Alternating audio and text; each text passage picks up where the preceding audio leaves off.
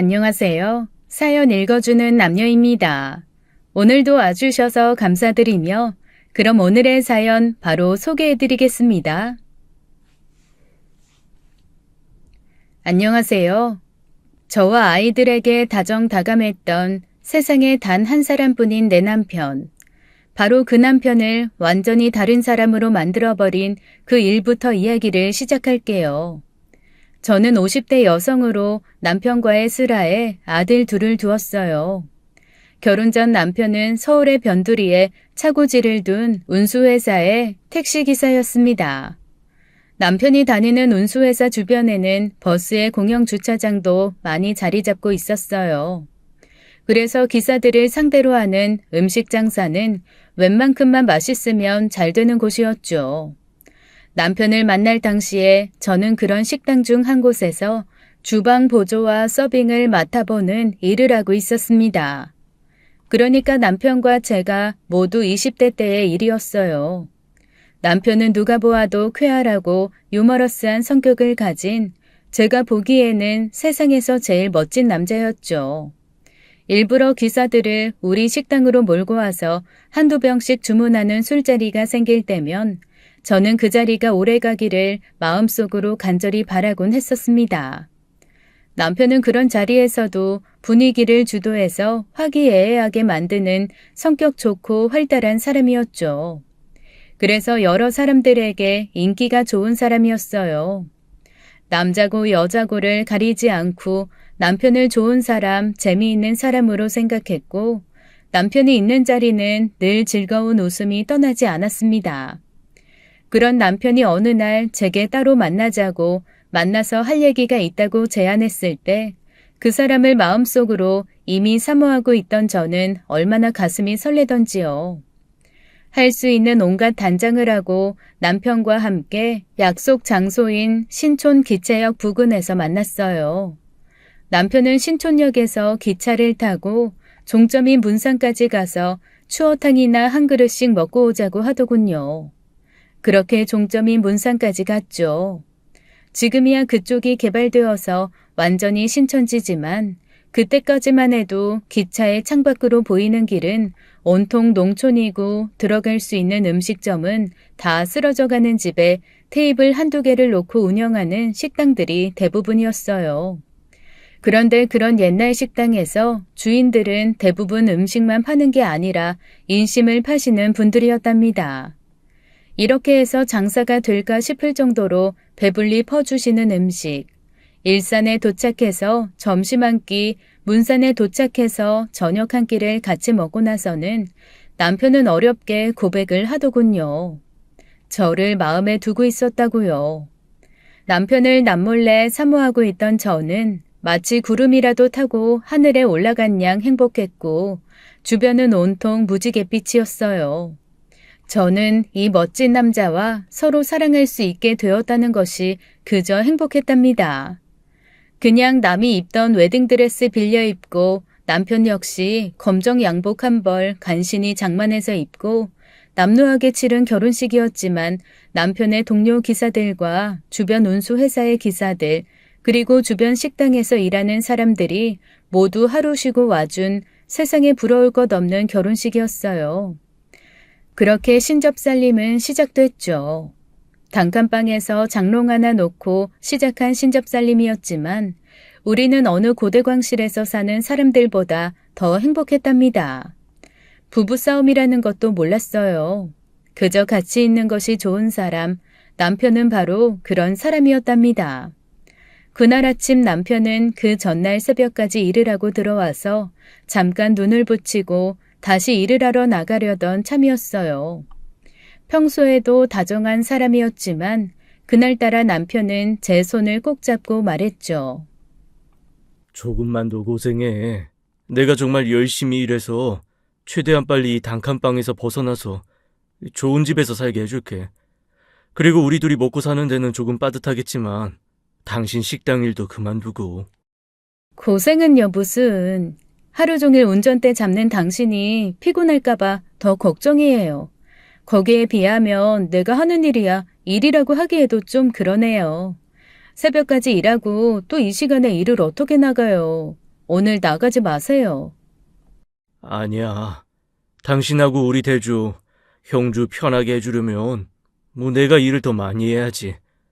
내 걱정 말고 당신이나 몸 상하지 않을 정도로만 해. 그렇게 남편은 그날도 몇 시간 못 자고 일을 나갔고 늦게까지 일을 하는지 시간이 많이 늦었는데도 귀가하지 않고 있었어요. 아주머니 큰일 났어요. 대주 아빠가 지금 경찰서에 있어요. 얼른 같이 가요. 마치 꿈속에서 들리는 것 같은 소리. 그러나 그 소리는 냉혹한 현실의 소리였어요. 그리고 그때 당시에는 이 순간이 길고도 모진 세월을 예고한다는 것을 결코 알 수 없었죠. 저는 경찰서라는 말에 이것저것 물을 경황도 없이 남편의 동료를 따라 나섰습니다. 그렇게 해서 생전 나쁜 짓이라고는 해본 일이 없기에 가본 적 없는 경찰서라는 곳에 가게 되었어요. 남편은 한 경찰과 책상을 사이에 두고 마주 앉아서 고개를 푹 숙이고 있더군요. 경찰서 문을 들어서서 남편의 모습이 시야에 들어오자 저는 남편이 무슨 일인지는 모르겠지만 몸을 심하게 떨고 있다는 것을 알 수 있었습니다. 이른 6월 추운 날씨도 아니었어요. 다만 전날에 비가 내렸고 안개가 거의 하루 종일 계속되던 날의 저녁이었죠. 가까이 가보니 남편은 평상시에 그 쾌활한 미소도 없이 창백하게 질린 얼굴로 손을 덜덜 떨면서 경찰관과 마주 앉아 있더군요. 그리고 마주 앉은 경찰관보다 더 먼저 제 눈에 들어오는 사람은 남편이 앉아있는 의자의 옆에서 바닥에 뒹굴다시피 하면서 몸부림을 치는 한 초로에 접어든 할머니였어요. 내 아들 살려내. 살려내란 말이요. 아이고 우리 아들. 이 살인자야. 우리 아들 살려내란 말이요. 그러다가 그 할머니는 그만 실신하고 말았어요. 그렇게 실신했다가 깨어나서 또 아들을 찾다가 실신하는 일이 반복되고 있더군요. 저 역시 남편의 창백한 얼굴과 평상시와는 다른 태도를 보고 어쩔 줄 모르고 당황하고 있었어요. 남편처럼 저도 몸이 떨렸고 무슨 말을 하기는 해야겠는데 쉽게 입이 떨어지지 않았습니다. 아주머니 남편분이 운전하시던 택시에 치여 사람이 사망하는 사고가 발생했어요. 안개가 짙었고 무단횡단이었어요. 그런데 남편분이 충분히 피할 수 있는 거리였는데 피하지 못했습니다. 아주 잠깐 깜빡 졸았다고 하시더군요. 그게 도대체 무슨 말씀이신가요? 우리 애들 아빠가 사람을 치었다고요? 그래서 그 사람이 죽었단 말인가요? 경찰관이 그렇다고 확인해 주었습니다. 죽은 사람은 남편 또래의 남자로 세상 물정이라고는 요만큼도 모르던 부인과 어린 딸, 그리고 이제 막 노년기에 접어든 어머니를 세상에 남긴 채 남편이 운전하던 택시에 치여 세상을 떠났다는 것이었어요. 과실치사, 사고 당시 아주 잠깐이지만 졸았다는 것을 남편이 인정했기에 중과실치사라고 경찰이 어려운 용어를 동원해가며 설명해 주더군요. 중대한 잘못을 저지르거나 반드시 해야 할 주의를 다 하지 못해서 다른 사람을 죽게 만드는 일을 바로 그렇게 부른다더군요. 생전 처음 들어보는 죄명, 그리고 그 죄를 지은 사람이 제 남편이자 우리 아이들의 아빠라는 것이었어요. 남편은 중과실치사라는 죄명으로 구속되었습니다. 남편의 택시에 치여 사망했다는 그 남자의 아내는 몸이 약하고 특히 심장에 지병을 가지고 있는 사람이었다고 했어요. 남편의 사망 소식을 듣고는 바로 발작을 일으켜 병원 중환자실에 입원해 있다는 말도 들을 수가 있었죠. 잘못했습니다. 정말 우리가 잘못했어요. 용서해 주세요. 네? 용서해 주세요. 아이고, 우리 손녀딸 불쌍해서 어떡하나. 우리 며느리는 또 어떡하고. 아이고, 불쌍한 것들. 죽은 남자의 딸은 아직 초등학교에도 입학하지 않은 아이라고 하더군요. 아마도 자라면서 아빠의 얼굴도 잊게 될 어린아이라는 것이었어요. 아무리 안개가 낀 날의 무단 횡단이었지만 남편의 과실이 명백하고 사망사고였기 때문에 징역을 살 수도 있다고 하더군요. 사망자의 유족과 합의하는 일이 중요하다고 하는 경찰관의 설명에 저는 이 사고로 인해 우리 가족이 처할 수 있는 상황에 대해 설명하면서 코가 땅에 닿도록 사과하고 또 사과하고 그야말로 손이 발이 되도록 빌었습니다. 사망했다는 사람이 안개 낀 길에서 무단 횡단을 했다는 것, 즉 피해자 측의 과실도 인정되긴 했지만 남편은 어쨌든 중과실 치사죄로 몇 개월을 서울구치소에서 보내야 했어요. 무조건 빌고 또 빌던 저의 마음이 유가족에게 전달이 되었는지 아이의 할머니는 누워있는 며느리로부터 동의를 받았다면서 합의에 응해주었습니다. 너무나도 고맙더군요. 합의 덕분에 남편이 구치소에 갇혀 있어야 했던 시간이 조금 줄어들 수 있었죠.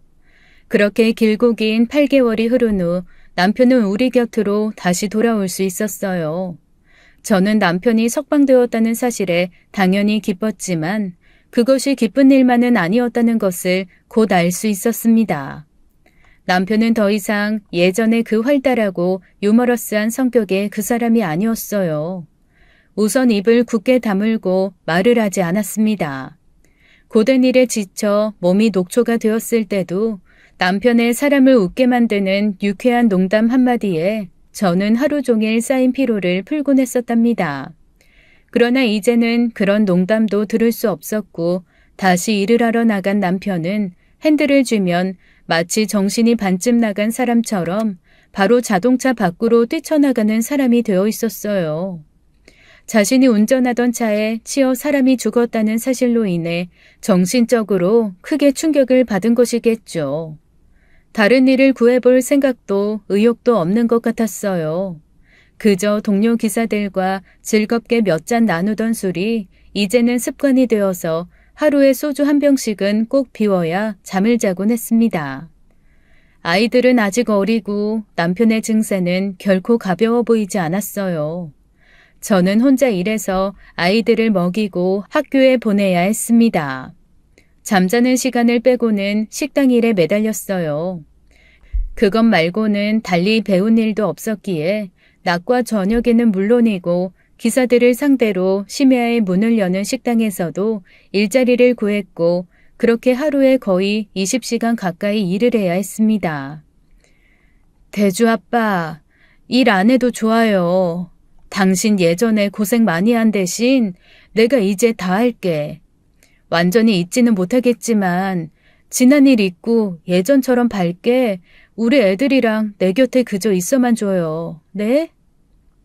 나를 그저 없는 사람으로 생각해줘. 부탁이야. 지금 당장은 말이야. 노력하고 있긴 하지만 자신이 없어. 당신 잘못만도 아니잖아요. 그 사람이 안개 낀 밤에 무단횡단을 했다는 것은 제발, 제발 그 얘기는 하지 말아줘. 부탁이야. 나중에 배운 말이었지만 이런 것을 일종의 히스테리 증세라고 한다죠. 남편은 바로 그런 증세를 보이고 있었어요. 저와 아이들에게 그토록 다정했던 남편은 어디론가 사라져버리고 하루 종일 말도 하지 않고 가끔 히스테리 증상을 일으켜 저와 아이들을 놀라게 하는 그런 사람이 되어 있었답니다. 그런 남편을 볼 때마다 정말 가슴이 아팠지만 제가 해줄 수 있는 일이 없었어요. 어떻게든 말을 붙여 다독여보려 했지만 남편은 그저 소주잔을 기울이면서 어떤 생각에 사로잡힌 듯 멍하게 보일 뿐이었습니다. 그뿐만이 아니었죠.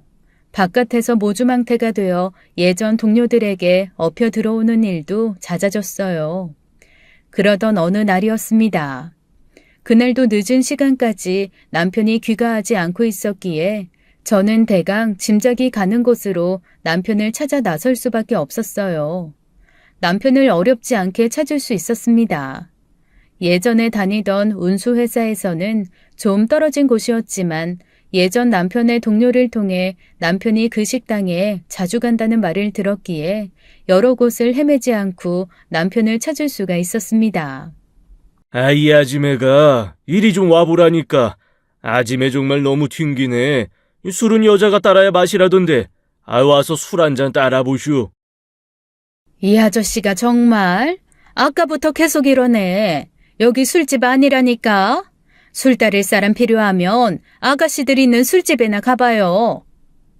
저는 저도 모르게 그냥 그 식당을 도망쳐 나오고 말았어요.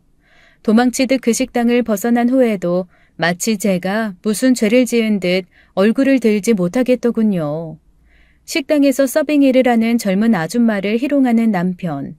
이 사람이 정말 제가 아는 제 남편이 맞는 것일까요? 한번 도망쳐 나온 식당으로 다시는 들어갈 용기가 나질 않았습니다. 남편의 그런 모습을 계속 지켜볼 용기가 없었다는 게 맞는 말이겠죠. 그렇게 힘든 세월이 흘러가고 있었습니다. 아이들은 어느새 중학교에 진학할 나이가 되어 있었고 저 혼자라도 열심히 일한 덕에 간신히 아이들을 굶기지 않고 남루하지 않게 입힐 수 있는 정도의 살림은 유지하게 되었어요. 그러나 남편은 여전히 그때의 그 사고에서 깨어나지 못하는 것 같았습니다. 말수가 예전에 비해 줄어든 그 상태였고 유쾌하고 활달하던 옛 모습은 찾을 수가 없었죠. 그러나 남편은 여전히 세상에 하나밖에 없는 제가 의지할 수 있는 사람이었습니다.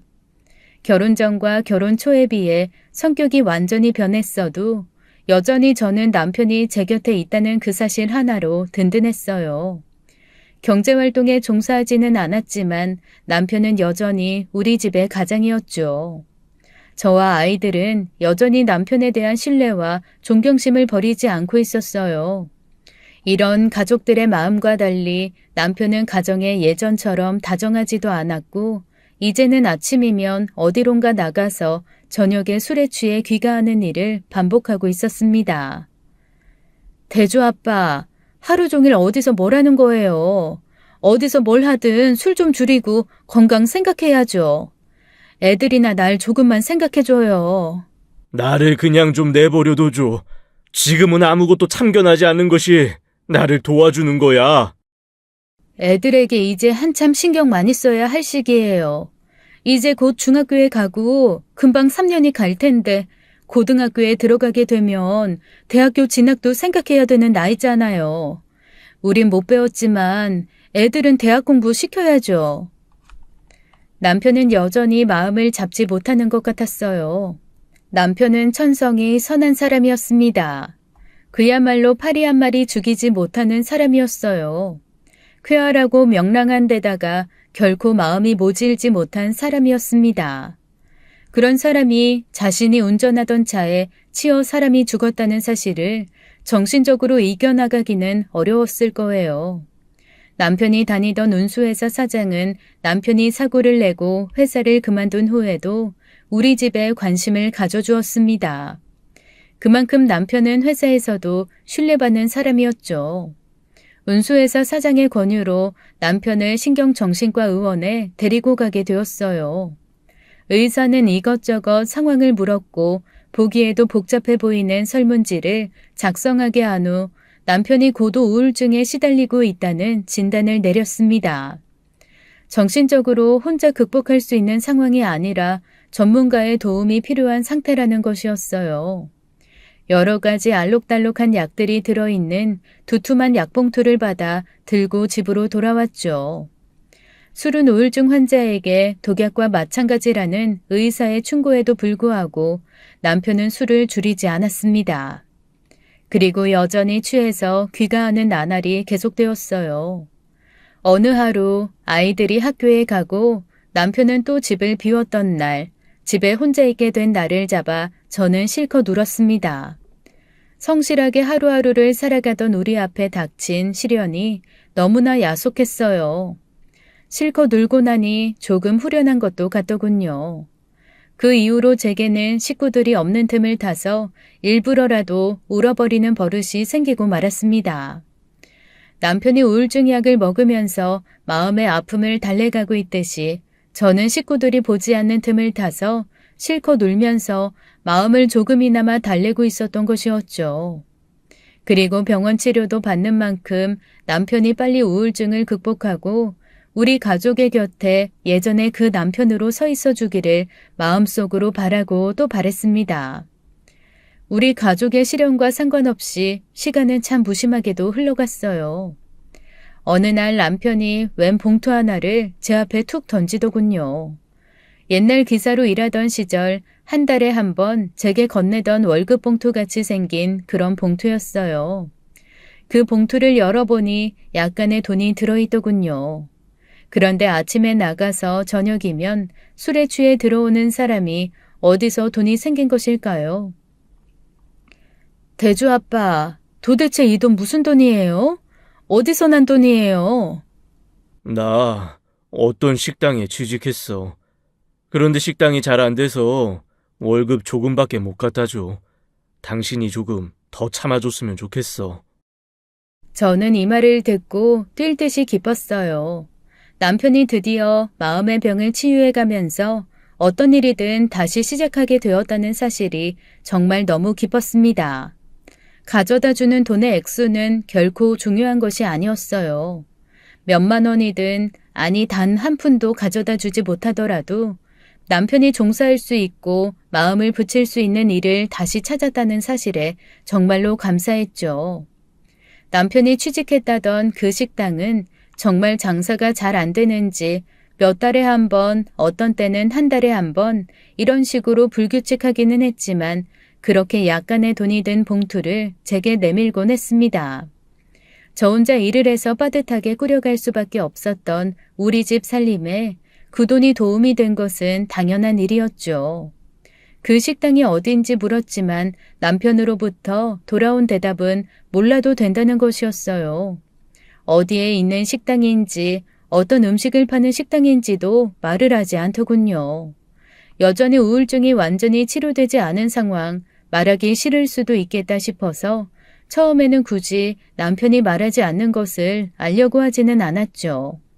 그런데 시간이 지날수록 남편이 일을 하는 곳이 과연 어디일까 정말로 심각하게 궁금해지기 시작했어요. 우선 아무리 장사가 안 된다고는 하지만 너무 주기도 없이 주는 급여부터도 이상했죠. 그리고 식당에서 일을 한다고 출근을 하면서 퇴근할 때는 여전히 사고 후에 습관처럼 마시게 된 술, 그 술을 마시고 퇴근한다는 것도 참 이상했어요. 드디어 저는 큰맘 먹고 남편의 뒤를 밟아봐야겠다는 생각을 하게 되었습니다. 나중에 아들에게서 들은 말에 따르면 이런 것을 바로 판도라의 상자라고 한다죠. 굳이 열지 않아도 될 잠겨있는 상자를 열었을 때 거기서 나오는 것이 어떤 영향을 미칠지에 대해 구체적으로 생각하지도 못한 채 저는 남편을 몰래 따라가 보기로 작정했답니다. 들킬세라 모자를 깊게 눌러쓰고 옷도 다른 사람한테 빌려서 평상시와는 다른 차림을 하고 남편을 미행했어요. 없는 돈에 남편이 탄 버스를 따라가기 위해서 택시를 잡아 탔죠. 그리고 남편이 내린 곳에서 저도 내려서 거리를 유지하면서 남편을 따라갔어요. 그런데 참 의외였어요. 월급도 제대로 주지 못할 정도로 장사가 안 되는 식당이라면 아주 예전에 남편과 제가 교회선을 타고 나가서 데이트를 할 때 점심과 저녁을 먹었던 그렇게 허름한 식당일 것이라 생각했었죠. 그런데 남편이 들어간 식당은 그 근처에서 제일 크다고 할 만한 간판부터가 예전 우리가 살던 단칸방보다 조금 작은 그런 식당이었어요. 그렇게 그 커다란 식당으로 들어간 남편은 한동안 나오지 않았습니다. 그렇다고 제가 그 식당으로 들어가 볼 수는 없었어요. 아무래도 식당 안에서야 저를 얼른 알아볼 테니까요. 그렇게 그날은 제가 먼저 집으로 돌아오게 되었죠. 몇 번을 더 몰래 남편을 따라가 보았지만 남편은 여전히 그 식당으로 들어가는 것이었어요. 그렇게 큰 식당에서 일을 하면서 받는 월급은 쥐꼬리에다 정기적이지도 않고 궁금한 것이 한두 가지가 아니었죠. 하지만 남편이 굳이 밝히지 않는 일터에 얼른 들어가기가 참 멋하더군요. 그런데 이런 궁금증은 며칠 후 집에 놀러온 제 친구의 얘기에서 더 커지고 말았답니다. 너 돈 없다고 엄살 떨더니 정말 1억이야? 도대체 식당 일에서 돈을 얼마나 모은 거야? 친구는 우리 집에 들어서자마자 제게 이런 뜬금없는 말을 했어요. 그게 도대체 무슨 말이야? 무슨 말 하는지 도대체 못 알아듣겠네. 알아듣게 얘기 좀 해봐. 얘가 은큼하기는 정말 너 연희동에다 큰 식당 차렸더라? 친구의 말 중에서 알아들을 수 있는 말은 연희동 식당이라는 말뿐이었죠. 그건 바로 남편이 출근하는 식당이 연희동에 있는 식당이었기 때문이었습니다. 친구가 연희동에서 다른 친구들과 저녁을 먹기 위해 들어간 식당에서 남편을 보았다는 것이었어요. 얘는 참, 우리 남편 그 식당에 취직해서 다녀. 월급도 제대로 못 가져다 주는 걸. 네가 뭘 오해해도 단단히 오해했다, 얘. 그런데 친구의 뒤따르는 말에 저는 귀를 기울이지 않을 수 없었습니다. 그게 아니던데. 네 남편이 식당을 운영하는 것 같던데? 아니야, 그럴 리가 있니? 너도 알다시피 남편 사고 내고 나서 나 혼자 일하고 있고 남편이 그 식당에서 받는 월급도 그저 몇 푼일 뿐인데. 어머, 그래? 그렇게 큰 식당에서 월급이 쥐꼬리라니. 그런데 그럼 그 여자는 여자? 여자라니? 도대체 뭘 받길래 이렇게 뜸을 들여? 우리 사이에 못할 말이 어딨어? 얘기해봐. 남편과 어떤 젊은 여자가 마주 앉은 것도 아니고 식탁에 나란히 앉아서 식당 운영에 대해서 의논을 하더라는 것이었어요.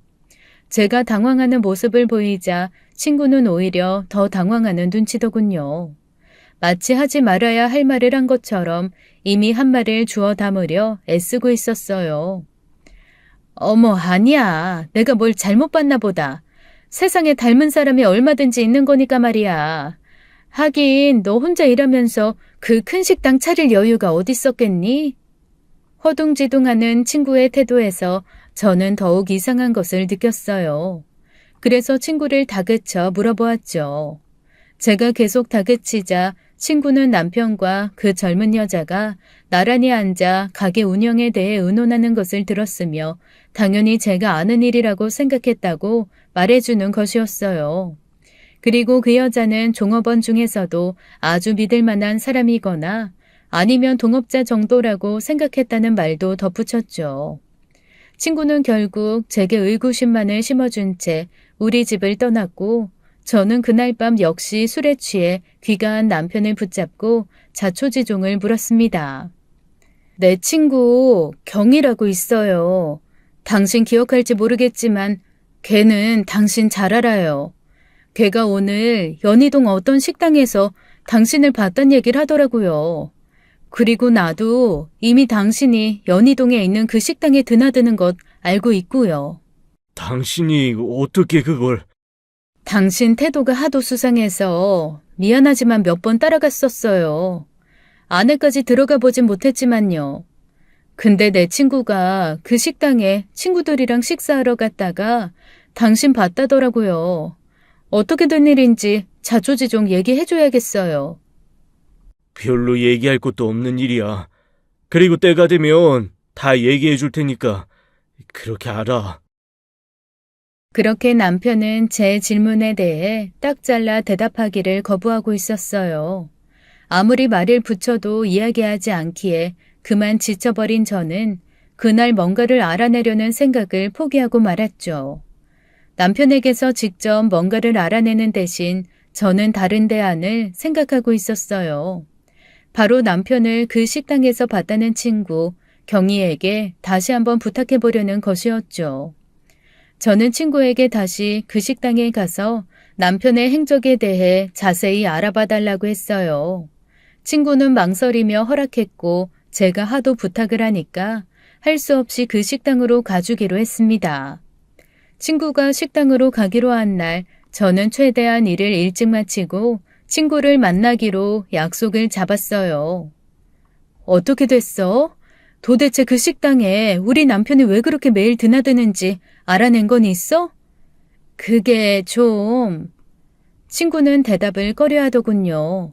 왜 친구가 대답을 꺼려하는지 알 수 없었지만 느낌은 조금 이상했어요. 그게 말이야. 들어가서 한참을 앉아있으면서 눈치를 보니까 여기까지 말하고 친구는 또 말끝을 흐렸습니다. 저는 친구를 더 다그쳤죠. 그래, 말할게. 네 남편 확실히 그 여자하고 같이 식당 운영하는 것 같았어. 이번에도 둘이 뭔가 심각하게 이야기를 하고 있더라. 근데 그것만 가지고 어떤 단정을 하기는 어렵지. 월급 사장이라는 것도 있을 수 있잖아. 친구는 마치 저를 위로하려는 듯한 말투로 이야기를 끝맺었어요. 결국 친구를 통해서 무언가를 알아내려는 제 시도는 실패로 돌아갔고 의혹만이 더욱 짙어진 셈이 되었죠. 친구를 더 보내보아도 그 이상을 알아내기는 어려울 것 같았고 남편에게 물어보아도 대답이 없으니 내막이 어떻게 된 일인지 알아낼 길이 막연했습니다. 그렇게 답답한 나날들이 계속되던 중 남편은 이제 외박도 하기 시작했어요. 남편의 말로는 일이 바빠서 가게에 딸린 작은 방에서 자고 들어온다는 것이었죠. 그런 일이 한두 번도 아니고 여러 번 계속되자 제 의구심은 더 커졌어요. 가끔 음식점에서 술을 마시다가 몇 번 여자를 희롱하는 것을 알게 되기는 했어도 여자 문제를 의심한 적은 없었습니다. 그런데 남편이 외박이 잦아지고 식당 운영에 관한 이야기를 나눈다는 친구에게서 들은 젊은 여자의 존재가 머릿속에서 교차되기 시작했어요. 어느 날은 그 식당 바깥에서 하루 종일 그 식당을 살펴보기도 했습니다. 밤 시간이 되어 식당이 영업을 끝낼 때 남편과 친구가 말한 그 젊은 여자가 같이 문을 닫더군요. 그리고 그 여자는 남편이 버스 타는 곳까지 배웅을 했고 남편이 버스를 타면서 그 여자에게 다정하게 손을 흔드는 것까지 목격할 수 있었습니다. 그날 저는 아주 작정하고 남편을 기다렸어요. 여느 때와 같이 술이 조금 들어간 듯한 남편이 귀가했고 뭔가를 결심한 듯 단호한 저의 태도에 조금 놀라는 것 같더군요. 나 지금까지 살면서 당신 걱정하고 옛날 모습은 아니지만 의지하고 기대왔어요. 당신이 없었다면 나 혼자 애들 이렇게 키울 수도 없었을 거야. 그리고 나쁜 생각은 전혀 해본 적도 없어요. 근데 당신이 날 속였다는 걸 알게 됐고 나 지금 거의 죽고 싶을 정도로 참담해. 그 식당은 뭐고 그 젊은 여자는 또 누구예요? 제 목소리는 점점 더 악을 쓰는 것에 가까워졌어요. 안 하는 것인지 못하는 것인지 남편은 여전히 분명한 말이 없더군요. 제 생각에 남편은 의심할 바 없이 외도를 하고 있었고 외도의 상대가 식당 주인인 것 같은 그 젊은 여자라는 게 너무나도 명백했죠. 결혼 후부터 지금까지 우리 가정을 지켜온 중요한 그 무언가가 무너져 내리는 소리가 마음속 깊은 곳에서 들려왔습니다. 사고로 인해 남편이 마음의 병을 얻었고 그로 인해 가난했지만 그래도 우리 가정을 버텨주고 있었던 중요한 것이 한순간에 무너져 내리고 있었죠. 저는 그날 바로 남편의 베개를 이불 한 채와 함께 마루로 던져버렸습니다. 아들 둘이 생전 처음 보는 엄마 태도에 이상한 눈길을 보냈지만 저는 더 이상 남편과 한 방을 쓸 수가 없었어요.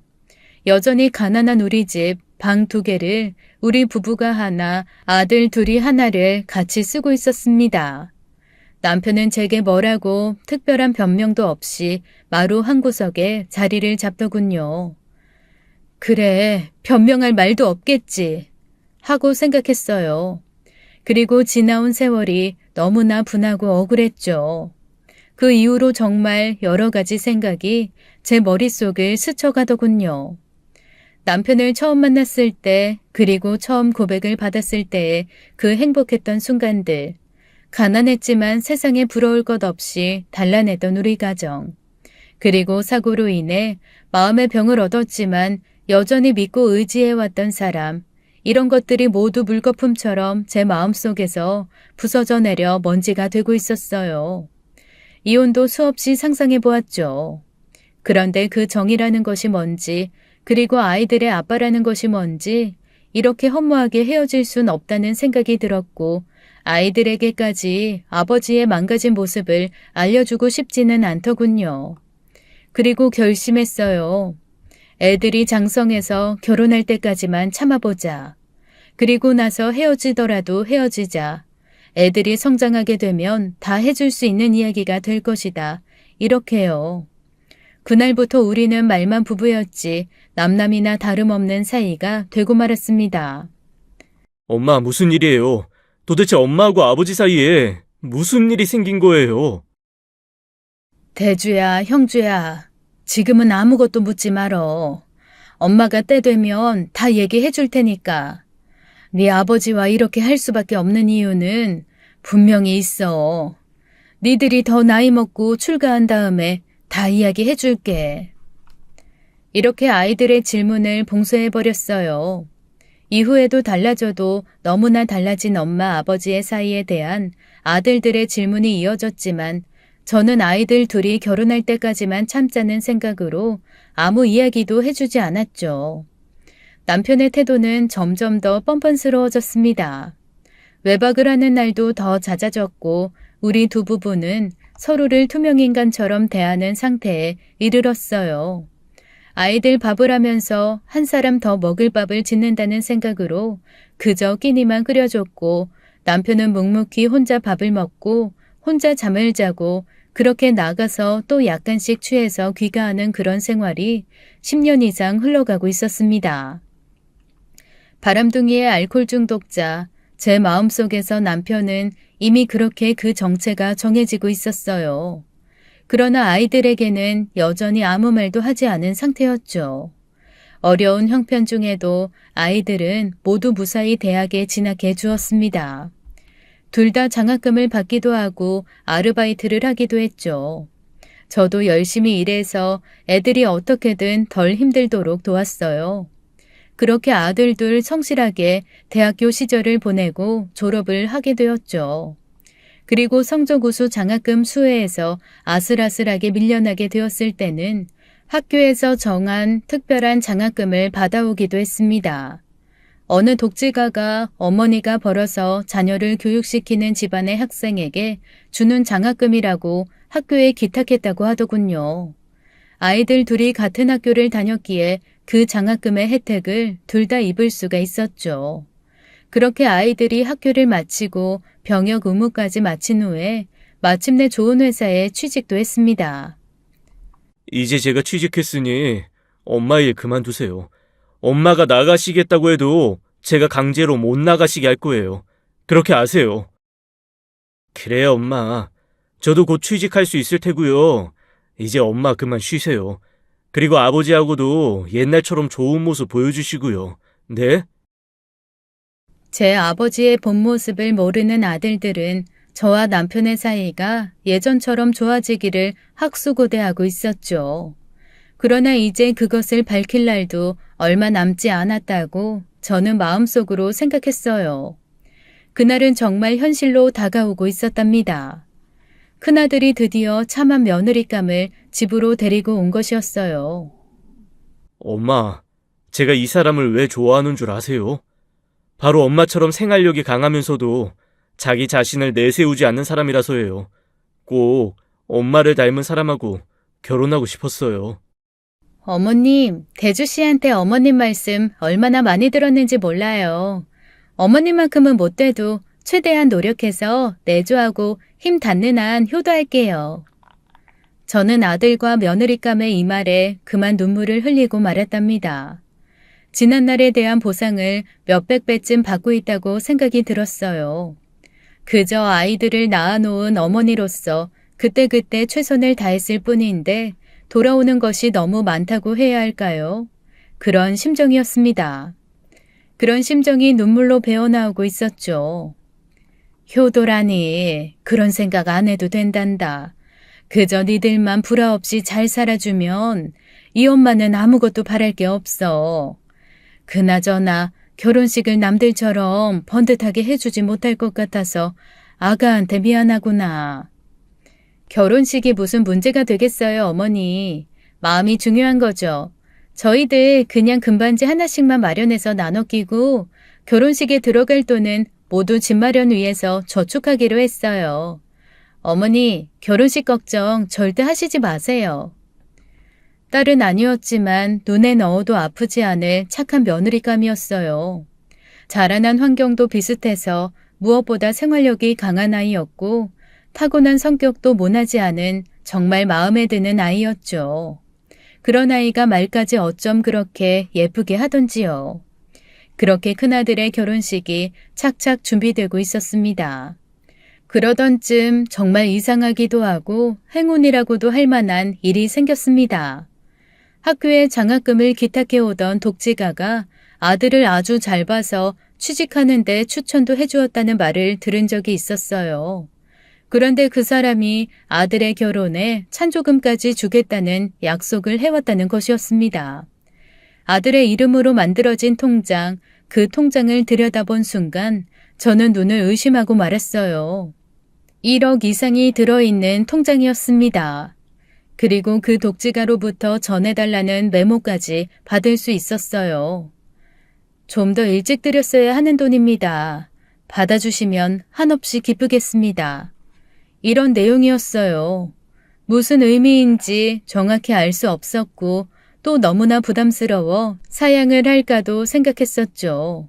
그런데 이미 아들아이의 이름으로 된 통장에 들어가 있는 돈, 어디로 돌려보내야 할지 그 독지가의 이름도 알 수 없는 형편이었습니다. 결국은 그 돈을 받을 수밖에 없었어요.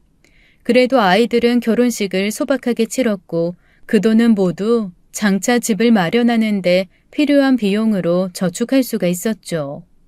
그런데 이상한 일은 둘째 아들이 결혼할 때에도 똑같은 일이 벌어지고 있었다는 거예요. 역시 그 독지가로부터 아들의 결혼식 비용에 보태라는 메모와 함께 거액이 예금된 통장이 전달되었습니다. 수수께끼로 남았지만 어쨌든 아이들 둘의 결혼을 모두 흐뭇하게 치르게 되었죠. 둘째 아들이 데려온 며느리감 역시 명랑하고 밝은 성격을 가진 미소가 예쁜 아이였어요. 아이들 둘은 모두 출가시키고 호젓이 생각에 잠겼죠. 이제 저에게 반드시 해야 할 일이 눈앞에 다가와 있었어요. 그건 이제야말로 남편과의 이 오래 묵은 그렇지만 온통 허무하기만 한 세월을 정리하는 것이었죠. 아이들의 출가까지로 미뤄두었던 일, 이젠 더 이상 미룰 이유도 없었습니다. 애들도 모두 출가한 이상 더 이상 미룰 일 아니에요. 이제 이 오래 묵었던 사연을 모두 정리해야 할 때인 것 같네요. 더 이상 미루지 말아요, 우리. 당신한테 나는 참 죄가 많은 사람이지. 당신을 돌보지 못했어. 고생하는 줄 뻔히 알면서도 말이야. 그런데 당신보다 먼저 돌볼 사람들이 있었어. 우선 미안하다는 말 꼭 하고 싶고, 당신이 원한다면 당신에게서 물러나 줄게. 더 이상 고집을 부릴 자격이 없다는 걸 잘 알아. 웬일인지 남편은 상황을 순순히 받아들이더군요. 먼저 돌볼 사람들이라니 두 집 살림을 살다시피 한 것을 잘 아는 터라 놀랍지도 않더군요. 어쨌건 간에 두말 없이 헤어져 준다고 하니 다행이라고 생각했습니다. 그런데 헤어지기 전에 하는 변명이라고 해도 좋고 뭐라고 이름을 붙여도 좋은데 해야 할 이야기가 좀 있어. 당신이 그 기회까지도 거부한다면 할 수 없겠지만 몇 마디 할 수 있는 기회만 조금 준다면 고맙겠어. 그리고 나서 당신이 원하는 대로 할게. 그게 당신을 조금이라도 편하게 한다면 말이야. 남편은 그러면서 정말로 뜬금없이 둘이서만 캠핑이라는 것을 가자고 제안하더군요. 캠핑이라는 말은 많이 들어봤지만 젊은 애들이나 하는 것이라 생각했어요. 그런데 남편의 입에서 뜬금없이 둘이서만 가는 캠핑이라는 말이 나오니 실소를 금할 수가 없었습니다. 남편은 3박 4일 정도의 일정으로 어떤 캠핑장으로 가자고 제안했어요. 캠핑에 필요한 것들은 모두 남편이 준비했고 저는 몸만 오면 된다고 했죠. 마지막은 그래도 좋게 보이고 싶은가 보다 생각했습니다. 그저 맡겨두기로 하고 하는 짓을 그저 지켜볼 밖에요. 그렇게 난생 처음 캠핑이라는 것을 떠나게 되었답니다. 미운 남편과 같이 떠나게 된 캠핑이었지만 복잡한 서울을 벗어나 한적한 곳에 접어들면서 늘 숨쉬고 사는 서울의 공기가 얼마나 답답한 것이었는지 알게 되었어요. 서울에서 조금 벗어나니 공기가 정말 좋더군요. 남편이 저를 데리고 간 곳에 도착하니 서울을 막 벗어나서 느낀 것보다 더 상쾌한 공기가 저를 기다리고 있었습니다. 이 공기를 마시고 살면 정말 밥을 안 먹어도 죽지 않을 것 같은 깨끗한 공기였어요. 호젓한 곳에서 깨끗한 공기를 마시게 되니 그동안 얼마나 아등바등하면서 살았는지가 또한 크게 느껴지더군요. 서울에서 몇 시간 떨어진 곳에 이렇게 좋은 곳이 있었나 싶었어요. 남편은 캠핑장에서 모든 것을 혼자서 하고 제가 편하게 지낼 수 있도록 배려하더군요. 마지막 여행, 왜 갑자기 눈가가 촉촉해지는 것일까요? 그 교회선을 타고 갔던 하루 동안의 첫 여행이 생각난 탓이었을 겁니다. 그때가 마치 어제 일처럼 새록새록 떠올랐죠. 예전에 행복했던 느낌이 기억나면서 뭐라 말할 수 없이 착잡한 기분에 사로잡혀 저도 모르게 눈물을 흘리고 말았습니다. 남편에게 눈물을 들키지 않으려고 하늘을 보았죠. 대주 엄마, 우리 오붓하게 맥주 한잔 합시다. 결혼하고 나서 우리 둘이 처음 오는 여행이라는 거 당신 잘 알지? 그동안 여행 한번 데리고 오지 못했지. 아이도 둘 혼자 장하게 키워줘서 정말 고마워. 의도야 어찌됐건 간에 남편이 저를 편안하게 해주기 위해 노력한다는 것만큼은 느낄 수가 있었어요. 그렇게 맥주 한두 잔이 오가고 저는 술에 워낙 약한지라 어느새 잠이 몰려오더군요. 캠핑장에 남편이 손수 설치한 텐트 안에 안락한 잠자리가 마련되어 있었어요. 그리고 옆에 또 하나의 텐트가 마련되어 있었죠. 남편이 말하더군요. 한 텐트 안에 두 사람이 편하게 들어갈 수 있도록 설치해 놓았지만 제가 남편과 한 텐트에서 자기를 거부한다면 옆 텐트에서 자겠다고요. 새삼스럽게 남편과 한 텐트 안에서 잘 이유가 없었고 저는 각자 텐트에서 자자고 했습니다. 남편은 몇 마디 더 저를 설득하다가 제 말대로 해주었어요. 그리고 오늘은 피곤하니 쉬고 어쨌든 캠핑 중에 하고 싶었던 이야기를 하겠다고 하더군요. 그렇게 각자 텐트 하나씩을 차지하고 누웠습니다. 저는 맥주를 두어 잔 마신 상태였지만 쉽게 잠이 오질 않더라고요. 남편도 그런 것 같았어요. 바로 옆에 남편의 텐트에도 불이 꺼지지 않고 있었죠. 제가 먼저 텐트에 불을 껐고 곧이어 남편의 텐트에도 불이 꺼졌습니다. 그러다가 제가 술 기운에 얼핏 잠에 떨어졌었던가 봐요. 갑자기 무슨 소리에 잠이 깼는데 남편의 텐트 쪽에서 난 소리였습니다. 다시 잠을 청하려는데 남편이 발소리를 죽여가며 텐트에서 나가더군요. 화장실이라도 가나 했죠. 그렇게 깨고 난 후 다시 잠들기가 쉽지 않았습니다. 집을 떠나와서 그런 것이겠죠. 그리고 요즘 애들 말로는 이별 여행이라고 한다죠. 고운 정으로부터 시작해서 미운 정으로 끝나버리고 마는 남편과의 사이. 그 착잡한 심정 때문에도 잠을 설칠 수밖에 없었어요. 오래 잠들지 못하고 있었고 살짝살짝 눈물을 찍어내기도 하다가 문득 남편이 텐트에서 나간 지 꽤 오래되었다는 사실을 깨달았습니다. 저는 꽤 오랫동안 잠들지 못하다가 잠이 들었던가 봐요. 깨어보니 아침이더군요. 남편은 이미 아침밥을 준비해 놓고 제가 일어나기를 기다리고 있었어요. 남편에게 그저 지나가는 말로 어젯밤에는 어딜 갔었냐고 물었죠. 사실 어딜 갔었는지에 큰 관심은 없었지만 어색한 침묵을 깨기 위한 질문이기도 했습니다. 그냥 화장실에 갔다가 밤 공기가 좋아서 주변을 좀 돌아다녔어. 나 때문에 소란스러워서 잠을 설친 모양인데 미안해. 미안할 거 없어요. 이제 와서 미안하고 말고 할 게 어디 있겠어요? 그냥 물어본 거예요. 그렇게 아침을 먹고 남편이 산책하자는 길로 그저 아무 심정도 없이 따라 나섰죠. 경치도 공기도 좋은 곳, 여행으로 시작해서 여행으로 끝나는 인연. 애들 말로 영화 같다고나 할까요? 그런 시간이었어요. 산책을 하고 돌아와서 텐트에 홀로 누워 뒹굴거리는 것도 싫지 않더군요. 공기 좋고 참견할 사람 없고 새벽밥을 해서 먹이지 않아도 되는 시간. 저는 정말 오랜만에 한가한 시간을 맞이하고 있었어요. 정남이가 떨어져 버린 사람과 함께였지만 하루가 금방 가더군요. 역시 저녁이 되자 남편은 그 내연녀와 일하는 식당에서 배웠는지 능숙한 솜씨로 음식을 만들어 먹게 해주었습니다. 맛있는 저녁을 먹고 저는 맥주 한 잔, 남편은 소주 몇 잔을 들이킨 후 다시 각자의 텐트에 가서 잠이 들었죠. 그러다가 저는 또 잠에서 깨어났어요. 남편이 옆 텐트에서 부스럭거리며 일어나는 소리 때문이었죠. 오늘도 화장실에 가나 했던 남편이 역시 꽤 오랫동안 돌아오지 않더군요. 저는 그냥 잠이 들었고 이번에는 어딜 다녀왔냐는 것도 묻지 않았어요. 또 화장실에 갔다가 주변을 돌아보기라도 했겠지 생각했죠. 그런데 세 번째 밤에도 남편은 또 텐트를 나가는 것이었어요. 사흘을 연속해서 제가 잠이 들 시간인 자정쯤 되어서 텐트를 떠났다가 한참 만에 돌아오는 남편. 아무리 생각해도 이상하다 싶었죠. 저는 마침내 아주 예전에 남편을 미행했듯이 그렇게 몰래 따라가 보기로 했답니다.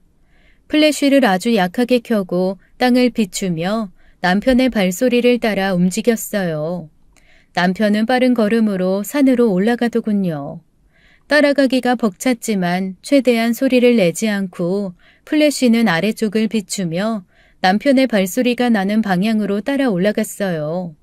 제가 빨리 걷기에는 가파른 산, 남편의 걸음은 빨랐고 결국은 산 중턱에서 남편의 발소리는 들리지 않게 되었죠.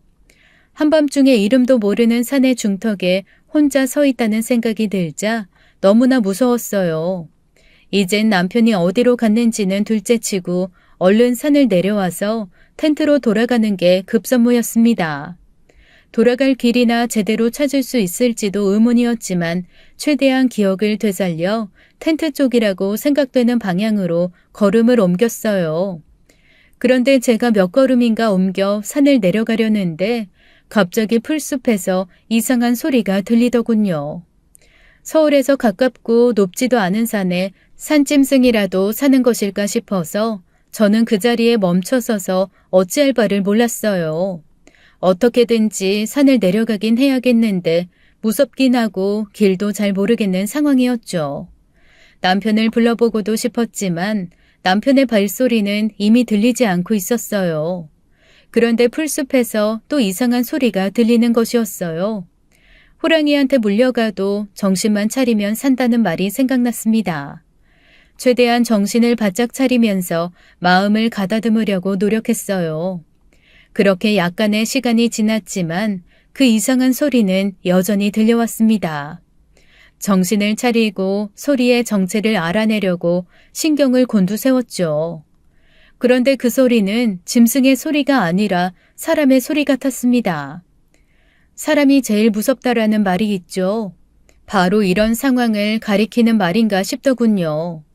이 어두운 산중턱에서 들리는 사람의 소리, 자세히 들어보니 헉헉대며 숨을 몰아쉬는 소리였습니다.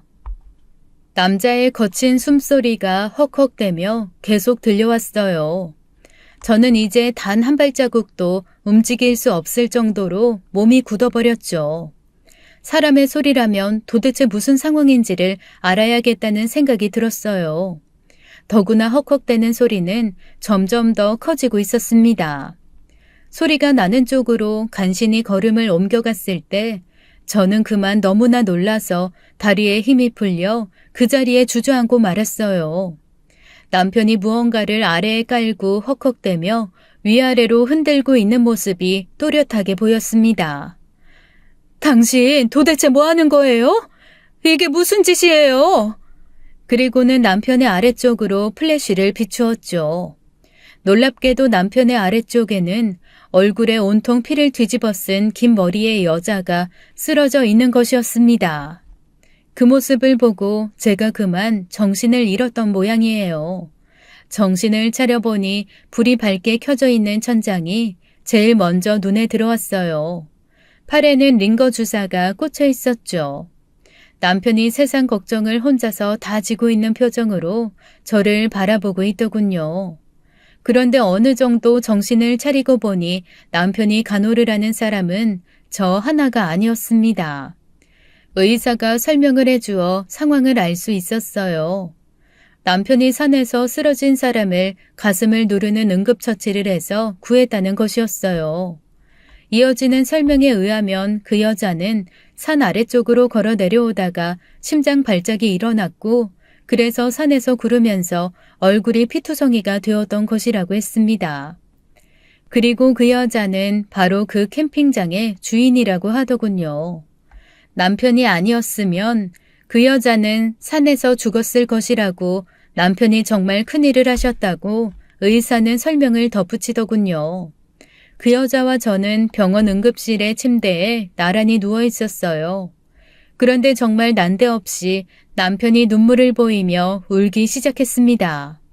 여보, 대주 엄마, 정말 미안해. 당신은 내 영원한 아내이고 이 아이들의 소중한 엄마야. 단 한 번도 그 사실은 변한 적이 없어. 그런데 내가 키워야 할 아이가 우리 아들 둘 말고도 또 있었어. 도대체 당신 무슨 말하는 거예요? 바람 피운다는 사실은 짐작했지만 애까지 있었어요? 하긴 그럴 수도 있겠죠. 그 긴 세월 동안 외도했으니 자식 하나쯤 있을 수도 있겠죠. 저는 비꼬듯이 남편의 말에 대꾸해 주었어요. 들을 가치도 없는 말을 남편은 구구절절히 설명하고 있었습니다. 기가 막히더군요.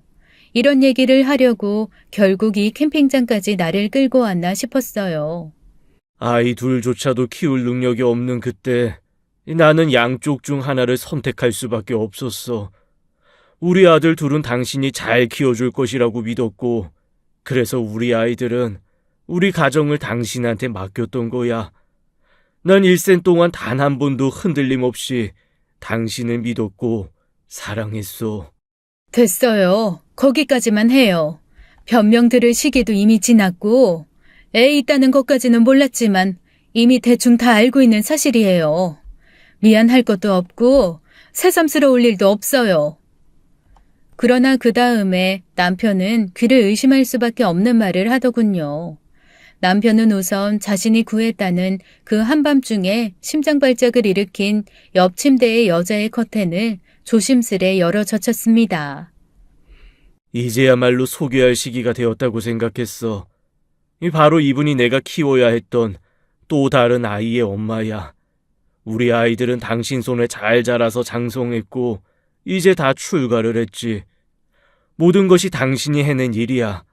그리고 내가 키워야 했던 또 하나의 아이도 이제 자라서 곧 가정을 꾸리게 돼. 이제 이쪽에서 내가 해야 할 일도 거의 끝이 난 거야. 저는 기운 없는 몸을 억지로 일으켜 남편한테 악을 쓰다시피 따졌어요. 거의 일생을 가정을 버리고 외도를 한 것도 모자라 이제 바람을 피운 상대 여자를 이분이라고 호칭하면서 저에게 소개를 하다뇨. 죄송합니다. 시어머니도 충격으로 돌아가시고 아픈 몸으로 남편이 남기고 간 것들을 아이를 위해서 혼자 지켜내기가 너무나 힘이 들었어요. 저는 그냥 귀를 막아버리고 싶은 심정이었지만 상대방은 계속 말을 이어가더군요. 처음엔 남편 되시는 분을 쳐다보기조차 힘이 들었어요. 제 앞에 얼굴을 비칠 때마다 심장 발작이 일어나곤 했거든요. 그런데 시어머니까지 떠나시고 나니 제 주변엔 온통 애아빠가 남기고 간 재산에 눈독 들이는 친척들 뿐이었어요. 남편의 흐느끼는 소리가 들려왔습니다. 남편 되시는 분은 거의 매일 제 남편이 운영하던 식당에 찾아와서 잘못을 빌곤 하셨습니다. 하염없이 눈물 흘리시면서 잘못했다는 말만 되풀이하셨어요.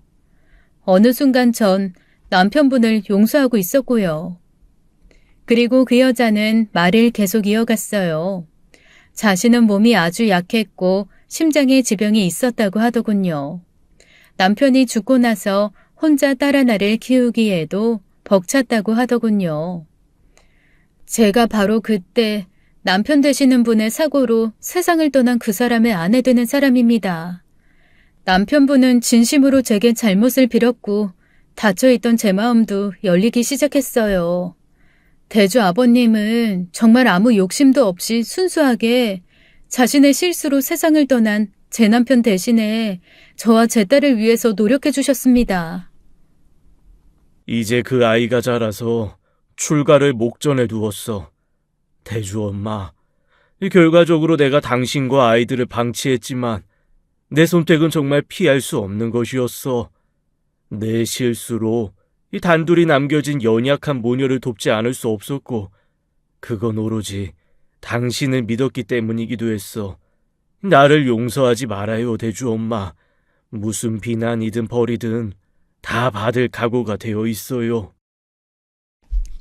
저는 마치 머리를 큰 몽둥이로 얻어맞은 것 같은 충격을 받았어요.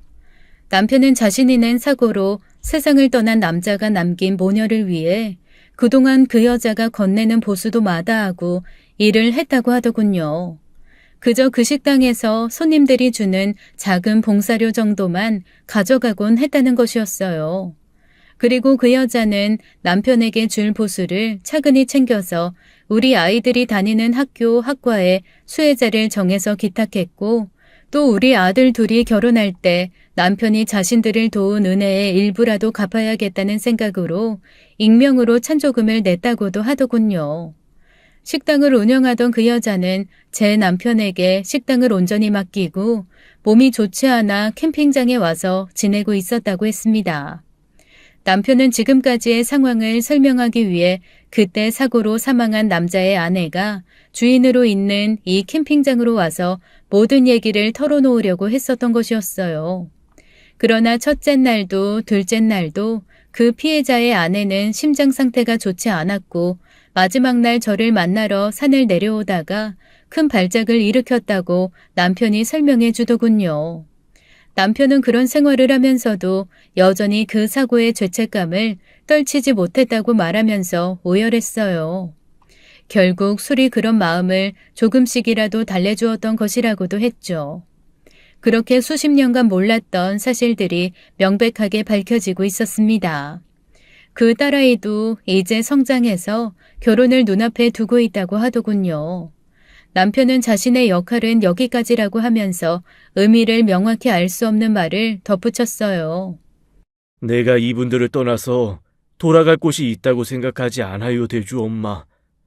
나는 당신과 우리 아이들 곁으로 돌아갈 자격이 없는 사람이야. 받아주기를 바랄 수도 없고 이제 당신과 우리 아이들에게서도 떠날 시간이라는 것을 잘 알아. 그 피해자의 아내 되는 사람이 이번엔 제 앞에 무릎을 꿇었습니다. 남편의 도움을 뿌리칠 수 있는 처지가 아니었다고 오히려 자신과 딸이 저와 우리 아이들에게 큰 죄를 지은 것이라고 하면서 말이죠. 그렇게 오랜 기간의 오해가 풀렸고 저와 아들들은 남편을 용서했답니다. 아니 용서라고 할 것까지도 없었죠. 아이들은 아버지의 알려지지 않았던 삶에 대한 이야기를 듣고 나서 눈물을 흘리며 마음 아파했어요. 천성이 선한 남편, 그 사고로 인해 받은 상처는 제가 생각한 것보다 훨씬 더 큰 것이었습니다. 저와 우리 아이들은 그 마음을 이해할 수 있었어요. 그런데 남편은 어느 날 편지 한 장을 남기고는 이름 모를 산속으로 몸을 숨겨버렸습니다. 사랑하는 당신 대주야, 형주야. 이 남편을, 아버지를 용서하기를 감히 바라지 않는단다. 그렇지만 그 상황에서 어쩔 수 없는 선택이었다는 것을 이해해 주기를 바라는 욕심은 가지고 있다고 해야겠구나. 그것이 뻔뻔한 일이라는 것도 알고 있단다. 나는 이제 얼마 살지 못할 것이라는 것도 잘 알고 그 마지막을 차마 당신과 대주, 형주에게 기댈 수 없어 집을 떠나는 것이라고. 남편, 아버지 자격도 없는 사람, 마지막 인사를 전하오. 남편은 자신이 낸 사고로 가장을 잃은 그 모녀에 대해 가졌던 죄책감과 자신의 선택에 따른 우리 가족에 대한 죄책감을 동시에 안고 힘든 나날을 보내왔던 것이었어요. 그렇게 평생을 마음의 병에 시달리고 그것을 술로 달래온 오랜 세월. 남편은 결국 돌이킬 수 없는 병을 얻었다고 했습니다. 간암이었죠. 남편의 마지막 가는 길을 우리 가족들 모두가 눈물로 지켜보았어요. 남편이 돌봐온 그 아이와 아이의 엄마도 그 자리에서 결국 울음을 참지 못했습니다. 그리고 이제 그 사람들을 든든하게 지켜줄 엄마의 사위이자 아이의 남편도 마지막 배웅에 함께했어요. 제 친구들이 저 없는 곳에서 남편의 행동에 대해 이래저래 의견이 분분하다는 이야기를 전해들었습니다. 오직 자신의 죄책감만을 치유하기 위해 평생 가정을 등한시한 사람이라는 평가와 실수지만 자신이 저지른 죄를 갚기 위해 평생을 노력한 훌륭한 사람이라는 평가가 친구들 사이에 화제되고 있다는 것이었죠. 우리 가족들은 남편의 입장을 충분히 이해하고 그 평생을 상상하며 가슴 아파하고 있습니다. 무엇보다 남편의 마음은 결코 우리를 배반한 적이 없었다는 것을 알게 되었기 때문이죠. 지금은 남편 기일이면 피해자 아내분과 그 딸이 찾아와 주곤 합니다. 이제는 서로에게 위로를 건네는 사이가 되었네요. 우리 가족과 또 한 가족을 둘러싼 이야기를 이제 마무리해야겠습니다. 긴 사연 들어주셔서 감사합니다. 지금까지 사연 읽어주는 남녀였습니다. 끝까지 함께해 주신 여러분 감사드리며 저희는 다음 사연으로 돌아올게요. 감사합니다.